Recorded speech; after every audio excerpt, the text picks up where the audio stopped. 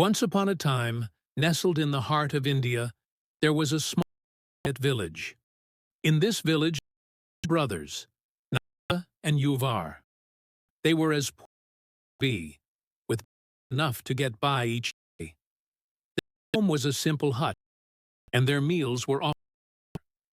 But what they lacked in wealth, they made up for with love. They shared everything they had, no matter how small. Their bond was the strongest thing they owned. Every day, you could see them toiling away in the field. Their hands kept, but their spirits broken. They worked side by side, sharing stories and laughter, dreaming of the day when their hard work would finally bring them a little comfort. One afternoon, as the brothers rested under the shade of a large banyan tree, a tiny sparrow fluttered down and landed near them. It chirped its song, and then, to their surprise, 3 small, peculiar-looking seeds at their feet before flying. Others looked at each other, but intrigued. These were unlike any they had ever seen before. With good omen, they took the back to their small patch of land. With joyous and hopeful hearts, they carefully planted them in soil, watered with the little water they had. Whatever may bring, Yuvar said to Nanda, face it together.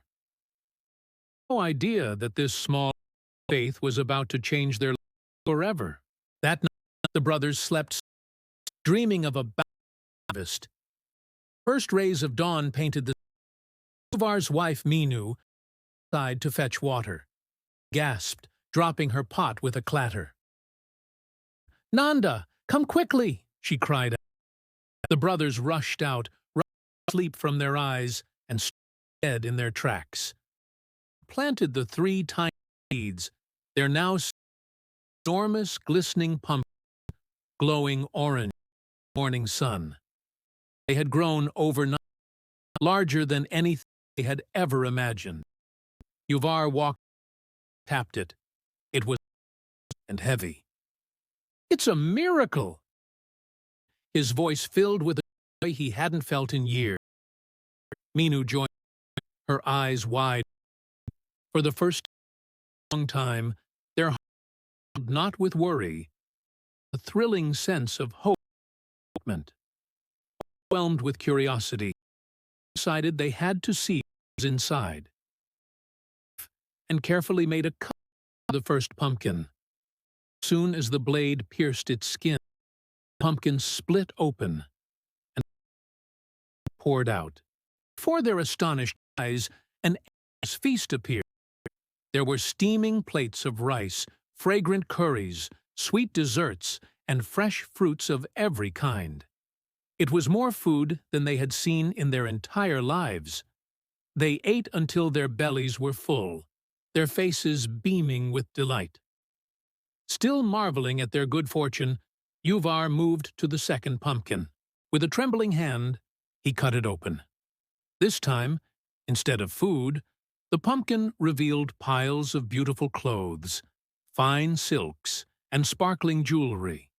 There were colorful saris for Meenu, new garments for the brothers, and necklaces that shimmered like stars. They had gone from wearing rags to being adorned in finery fit for royalty. Finally, with bated breath, Yuvar approached the third and final pumpkin. As he sliced it open, a sound like 1,000 tiny bells filled the air. Gold and silver coins came pouring out in a glittering cascade, piling up at their feet until they stood in a small mountain of treasure. They were rich. Their poverty had vanished in a single morning.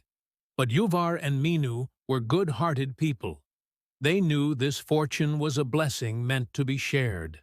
They immediately began to distribute their newfound wealth, giving food to their hungry neighbors, clothes to those in need, and help to everyone in the village, their generosity knowing no bounds. But not everyone was happy for them. Nanda, the older brother, and his wife, Nina, had watched the entire miracle unfold from their own hut, their hearts twisting with envy. "It's not fair," Nina hissed to her husband. "Why should they get all the luck? We work just as hard. You must get us some of those magic seeds." Consumed by jealousy, Nina pushed Nanda to find a sparrow and force it to bring them seeds too. So, Nanda set a trap and caught a poor, frightened sparrow. Unlike his kind brother, he was rough and cruel, shaking the little bird and demanding it bring him magic seeds. The terrified sparrow eventually dropped a single dark-looking seed before escaping Nanda's harsh grip and flying away, never to be seen again. Blinded by greed, Nanda and Nina rushed to plant the single seed. Just like before, a huge pumpkin grew overnight, even larger and darker than the ones his brother had received. Their eyes gleamed with avarice. "Ours will be filled with even more gold," Niena cackled, imagining the immense wealth they were about to possess. They didn't even wait for the sun to fully rise. Nanda grabbed the largest knife he could find and, with a greedy heave, plunged it into the giant pumpkin. But instead of treasure, a thick black smoke billowed out with a terrible hissing sound. The smoke smelled foul, and it choked them, making their eyes water. Before they could run, there was a deafening explosion.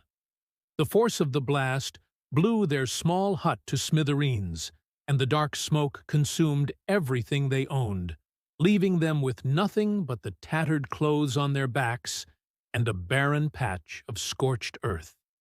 In their desperate and cruel quest for more, Nanda and Nina had lost the little they had.